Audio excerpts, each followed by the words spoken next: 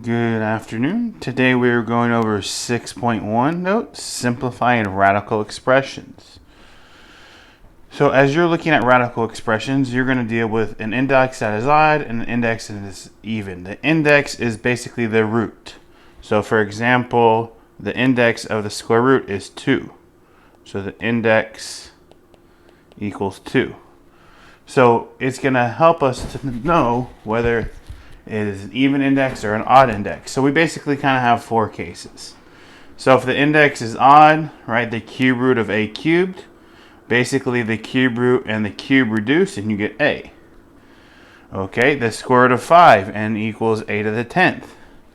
So in this case you get a squared. So basically what's happening is if you rewrite this underneath the radical as a to the second to the fifth, right, the root 5 and the 5 reduce and you get a squared. Okay, if you have the square root of, or the fourth root of a squared, that's the same thing as writing the fourth root of a to the second to the fourth. The root 4 and the 4 reduce and you get a squared. And if you do the same thing when the index is even and you're taking like a square root, a to the 6 is the same thing as a to the third squared. They reduce and you get a to the third. Now why does that one have absolute value? Well, because, right, when you take an even root, like for example you take the square root of, like say 4, you can't take the square root of negative 4. Okay, so we have to worry about that when we're taking even roots. So the absolute value is saying that if you take the square root of a to the 6, right, a could be any number it wants to be, right? When you take the absolute value, it has to be a positive number when you're taking square roots. So when you take the square root of a number, it has to have a positive answer. It can't be negative. But we'll talk about that more. So example 1, we have the square root of 16. So the index would be 2. So it's even. Because there's no number there, we're assuming it's a 2. So this would be, we want to try to rewrite 16 as something squared. So that would be 4 squared, right? And since we have a square root of a square, those reduce, and you get positive 4. So what happens was, we had one of our 4 cases, we had this case here that I'm circling in red. That's what happened. We ended up with an even power. So we're good. We don't have to have an absolute value. So now this is the negative cube root of 64. So the index is odd because it's to the third power. Right? It's the cube root. Right? So that means we are working with one of these two cases. Right? Because the index is odd. So we're trying to rewrite 64 as something cubed. Well, it would be 4 cubed. So the cube root and the cube reduce, and all you have left is the negative 4 because you have the negative outside the cube root. So we are assuming that we have real expressions to begin with. So that means we can't have negatives underneath the square roots. It's got to be a real expression.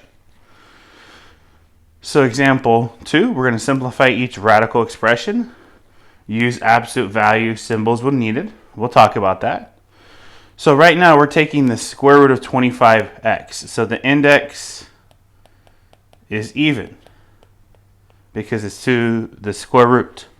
Anytime the number is not listed, the index, we're assuming it's a square root. So right now, right, x has to be a positive number. Because if it was a negative number, say it was negative 1, then you'd have a negative underneath the radical. So we have to assume right now x is positive, otherwise we can't even do the problem. So we want to try to rewrite 25 as something squared. Well, that would be 5 squared. Okay, so what happens is, basically, we can split this up, but we don't have to do this every time. But basically, this is what's happening. This reduces, So you get 5 square root of x.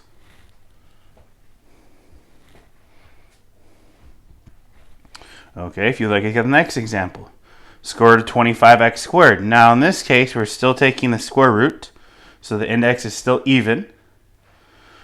So if you have x squared, in this case, x can be a positive number or a negative number. Because if it was a negative number, you're squaring it.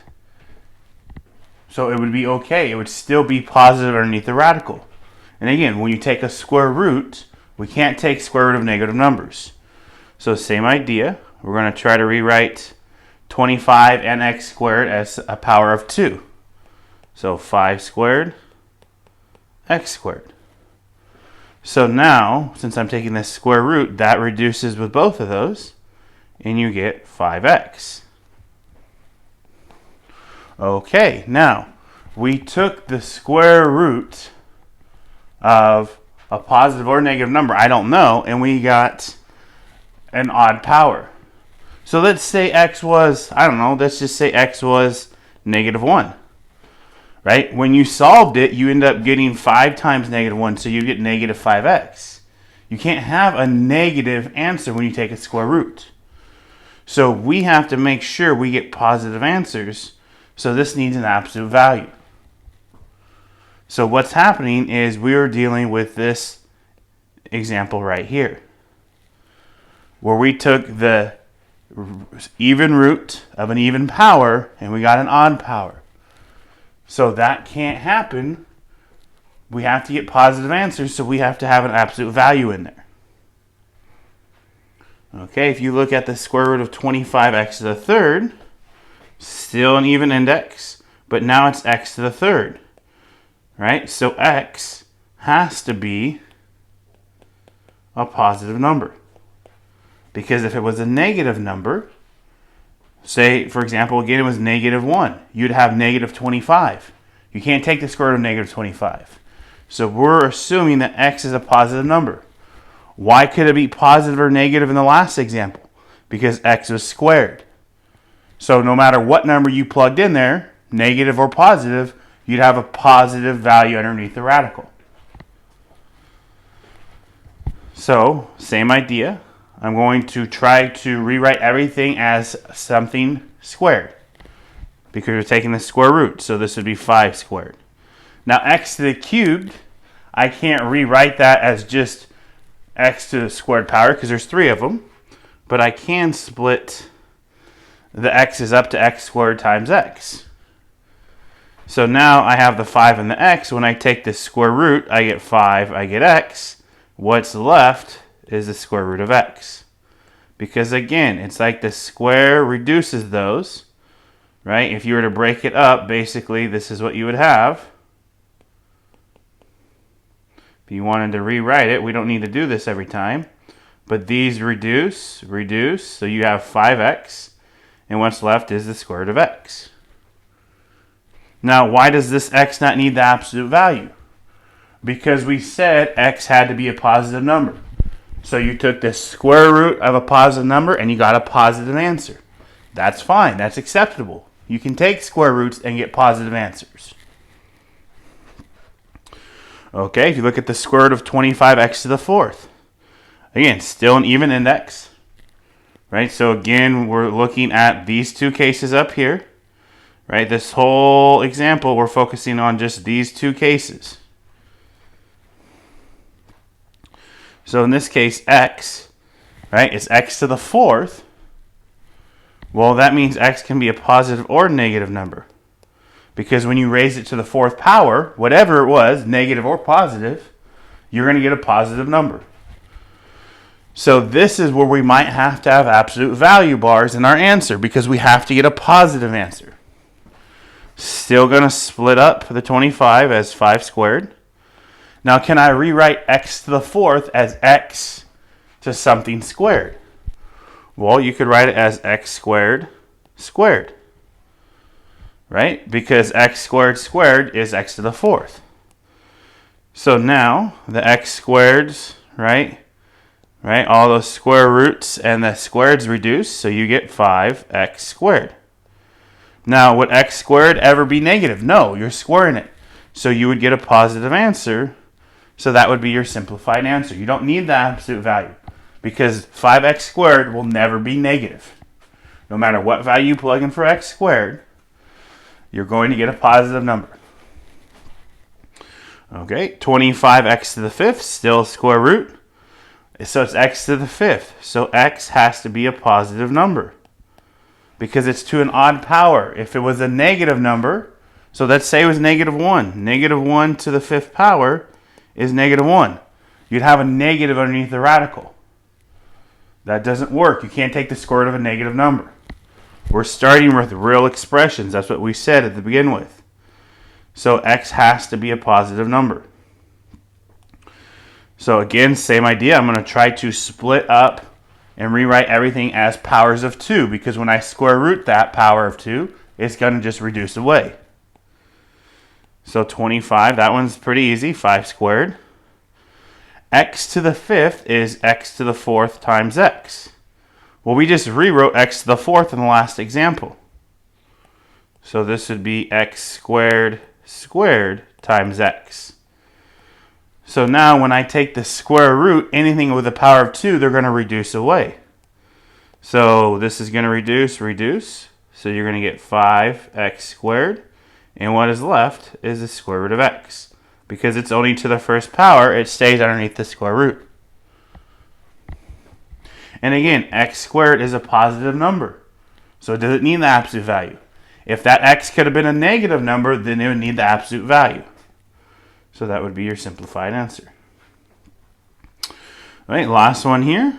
So in this case, x can be a positive or negative number because it's x to the 6, which is an even power.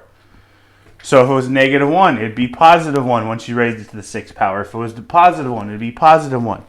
So no matter what to start with, that's going to be a positive number. So same idea. Rewrite it as powers of 2, everything underneath the radical. So we have 5 squared. X to the 6th is the same thing as x to the third squared. So now when I take the square roots, right, it's going to reduce those. So you get 5x to the third. Okay, so we said to begin with that x could be a positive or negative number. So let's say x was a negative number. If x was a negative number, that would give you a negative solution. 5x to the third. You can't have a negative solution when you take a square root. So in order to deal with that, this would need absolute value to guarantee that solution's positive. So if you notice as I go through and do all of these, when I'm simplifying radical or the variables, I have two cases. Either I can rewrite it as 1. So for example, x to the fourth, right? I just rewrote it as 1 base. Or if it's like, for example, x to the third, then I have to split it. So either you should be able to rewrite it as 1 exponent because it works out that way, or you're going to have to split it into 2 and then rewrite one of them.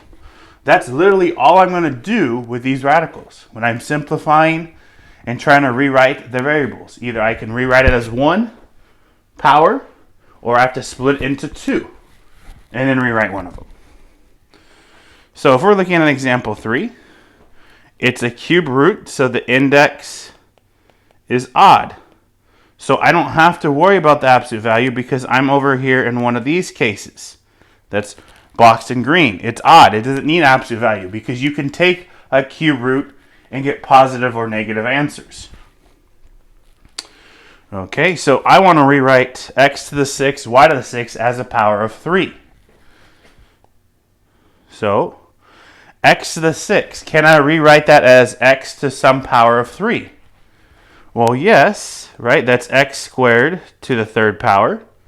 Because a power raised to the power, right? We get 2 times 3 is 6. And you could do y the same way. So why would I want to do that? Because when I take the cube root of all of that, the cube root and the powers of 3 are going to reduce away. And all you have is x squared, y squared. So in this case, I rewrote the exponents as 1 power. I didn't have to split them because 3 goes into 6 evenly. If your index divides into your exponent power evenly, you'll be able to rewrite it as 1. If it doesn't divide it evenly, you're going to have to split it. So example 4, simplify. It's a fifth root, so the index is 5, so it's odd. So again, don't have to worry about the absolute value because the fifth root, you can have positive or negative solutions. So I want to rewrite as much as I can as a power of 5. Well, 32 is 2 to the 5th power. Oh, wait, y to the 10th? Well, 5 goes into 10 2 times. So this would be y squared to the 5th power. And 2 times 5 is 10. So if you take your index and divide it into your exponent, that will help you determine how you can rewrite your variables. So now when I take the fifth root and the 5s are going to reduce away, so you get 2y squared. Okay, example 5. So now the index is 2, right? So it's even. Okay, so now it's even. We have to consider we might have to have absolute values because you could take the square root, and if you get a negative solution, that's a problem. So x to the 4th. So x can be a positive or negative number. Because if you raise it to the 4th power underneath the radical, it would be positive. Y to the 3rd, y has to be a positive number. Because let's say it was negative 1. Negative 1 cubed is negative 1, and that's a problem. Because then you have a negative underneath the radical. So at the end, the only value or only variable that might need an absolute value might be the x. We'll just have to see. So I'm going to try to rewrite as much as I can underneath the radical as a power of 2. Well, 16 is 4 squared. So that's good. Okay, 2 goes into 4 2 times. So this can be written as x squared squared. Okay, 2 does not divide into 3 evenly. So that's telling me I'm going to have to split it. So it's going to split into y squared times y. So that means I can't rewrite this y to the 1st power. That's going to end up being underneath the radical when I'm done. There's nothing I can do about it. But the square root reduces with that square, and that square. So you get 4x squared y and the square root of y underneath the radical. So now we check the x squared because we said we had to worry about x and the absolute value. Well, let's say x was a negative number to begin with. That's fine. We can actually simplify. Then we get x squared. Well, x squared is always going to be positive. So this is always going to be a positive number, which is what we want. So it does not need the absolute value. This would be your simplified answer. If that was x to the 1st power or x to the 3rd, then the solution could be negative, and that's a problem because we can't have a negative answer. So then that would need absolute value bars if it wasn't an even power. Example 6. So 4th root, so the index is 4, so it's even. So now again, since it's even, I have to think about, I might have to do absolute value. Okay, x can be positive or negative because it's x to the 12th. So no matter what you put in there, positive or negative, it's a positive number. And y can also be positive or negative because it's y to the 16th. So if it was negative 1, it would be positive underneath the radical. So when we're done, we're going to have to check both x and y. They might need an absolute value. So rewriting x to the 12th to a power of 4. So 4 goes into 12 3 times. So I'm going to rewrite this as x cubed to the 4th power. 4 goes into 16 4 times. So x, or y to the 4th to the 4th power. So I can divide the index into the exponent to figure out, can I rewrite it as 1? Yes, if it divides evenly. Or like the last example with the 2 and the y cubed, it doesn't go in evenly, so that tells me I have to split it. And those are literally my only 2 cases when I'm simplifying the variables. It's either rewrite it as 1 or split it into 2. So now when I take the 4th root, the 4's are just going to reduce, and you get x to the 3rd, y to the 4th. Okay, well, x to the 3rd, if x happened to be a negative number to begin with, that would give me a negative value, right? Because x to the 3rd, if it was a negative number, would be negative.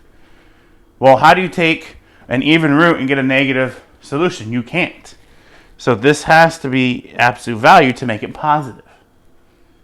Y to the 4th. Why does that not need absolute value? Because it's an even power.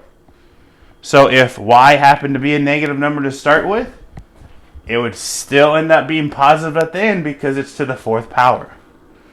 So your answer is x cubed with absolute value times y to the 4th. Okay, last example. Determine whether each expression is equivalent. So it's a cube root. So the index is odd. So it doesn't need absolute values because it's an odd index. So I'm going to rewrite as much as I can as a power of 3. While 216, right, is that a cube, a perfect cube? Well, 5 cubes, 125. So it's actually 6 cubed. Okay. Now, 3 does not go into 5 evenly. So you're going to have to split that up. So x to the 3rd times x squared. Because again, you're trying to rewrite as many of those values underneath the radical as powers of 3. 3 goes into 6 evenly. So it goes twice, so y squared to the 3rd is how you can write the y. So there's a perfect example. With the x, I had to split it because the index doesn't divide into the exponent evenly. With the y, I could rewrite it as 1 because the index did divide in evenly. So now, when I take the cube root, the 6 goes out, right, because that 3 reduces. The x reduces, the y squared, right? And what stays left is the cube root of x squared. So that means this one would be yes. Okay. Now if you're looking at, so for example, the next example right below it, what's left is the y to the 6, so that stays in there, okay. And you have x, and you have 3, we're taking out. Okay, so if you rewrote the 6, right, that could be 2 times 3, right? The 6 over here, right, 6 to the 3rd can be written as 2 times 3 to the 3rd, right? So 2 to the 3rd times 3 to the 3rd. So I could take out a 3 and technically leave the 2 if I wanted to. So this one works. And then the one right below it is pretty much very similar to it, except for, right, I left all the x's in there.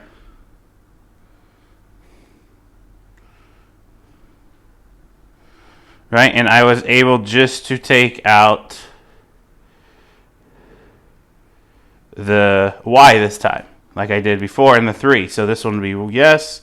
And then the very first one, right, if you had to take out, how do they get 27 times 2? That doesn't even equal 216, right? So this one ends up being no. So all you have to do to finish up your notes is make sure you write your summary answering the essential question, right? You should mention and talk about how we have, whether it's odd or even index plays a big role in it, right? And how you can split up the exponents, right? You're either going to split them into 2 or rewrite as 1. So again, make sure you answer your essential question with a 3 to 5 sentence summary at the bottom of your notes.